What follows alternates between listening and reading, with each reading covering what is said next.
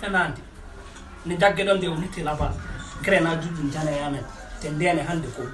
presque 10 ans 11 ans hade nden yettaki yetti hande ɗo ko ala fof to min jaada min jeehi waali jankal mi naati wuro gatto nanda holko woni caɗele wuro ngo wuro mo jaanoɓe murtan fof nandi yimɓe ko woni caɗele mon ɓe kaala jamma conseil mi haala caɗele mabɓe police ara wiya forani haalde wiyam haala ɗum par ce que ɗum addi kam ɗum alanda wadde concert mi ñaam haalis futankoɓe hoota juste wila contact min hakkundam e yimɓe caɗele mabɓe keɓe guurat ndeɓe guurdat ganda ɗum mbaɗani jinnu y a un album qui doit sortir il n'ira que 30 ans dans l'affiche beaucoup de gens ils n'ont rien compris ex min trêve Ba Diam Min Tekky il faut nane haare nde heddoroko dans l'ombre walla tout il faut nane haare nde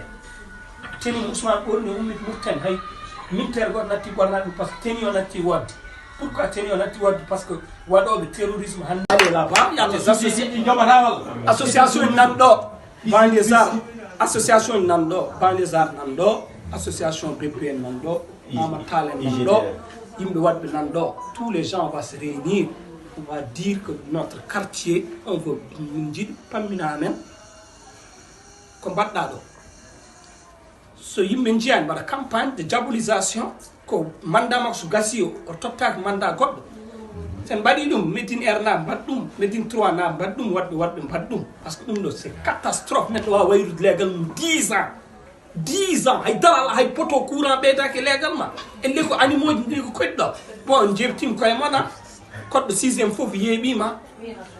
par ce que ɗum wona normal insécurité ko wasde lumiére waɗat ɗum a en mbawi woni ɗo eɗen jooɓo jaltin kalisaji men onon joni ko waɗa ɗo e leegal ngal horbatɗe ɗum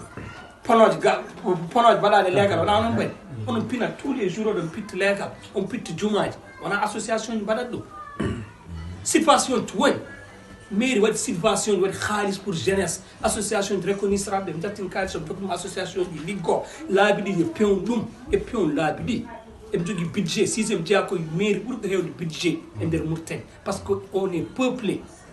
enen jogui jeere job tous les jours donc il est temps que yimɓe concert o ɓenni on va aller voir le maire et puis kadi préfet yimɓe jeeɗum haatan yimɓe jeeɗum et puis association ji il faut yo ndentu pour haare wootere par ce que yimɓe mbawi sertude e miijo obligé d' accepter min hanki mi jagui kam aéroport 2 heures de temps mbi komi yaltata yo bruttuto ngummima ɗo mais ɓe jii fuur gonɗo boowal o ɓe réfléchir ɓe mbi o so hooti est ce que wonɓe boowal ɓe natta e aéroport ɓe mbi yaltu boowal kono sa yalti hokko hoorema jaam min jaam tan meɗimi hokkude hooram mais ko yaani leyndima haalat so tawi noon ɗum woni wona jaam wadde min mi yiiɗa jaam on est tous enen foof ken nelaɓe mais nelaɓe créenoɓe koye mum mission ji Allah neli nelaɓe hokki ɗum e mission ji Mouhammed en Allah wi Mouhammed tello gadda diine Moussa addi Tora goɗɗo addi enen noon ken nelaɓe mais no créons nos propre mission men so pays ɓe kodduɗen ɓe yeppama koye leydi ndi jeyren et puis fo yimɓe paam gueɗel gotel nous on n'a pas de problème avec safalɓe o ko Mouhammed wiyete capat boɗe ɗo ñamat ɗo yarat minen pijji minen mawnide comment jogde probléme e makko on a un problème avec le système faut que yimɓe paam ɗum système Mauritanie yimɓe jogdi probléme woni holɓen le président Mohamed Cheikh Azouani kanko ha e rewɓe makko o ɓen yimɓe kaɓat par ce que kamɓe cali égalité nder leydi ndi kamɓe ƴetti leñol ngol ɓaleɓe kadi men ñamde kadi men yarde ɓe ƴetti koreji mabɓe mbaɗi ɗumen bien ɓaleji poɗɗo wonde place mbiya wonta ɗo ɓe gadda neɗɗo wawa haydara sa yeehi culture a mayat ministère de la culture ministère mo gawata des artistes qui n'ont même pas de reconnaissance rappa ha maya hay mbuuɗa ala rappa ha naywa des très bons artistes ils ne peuvent pas vivre de leur art wona salle spectacle wona carte artiste wona droit d'auteur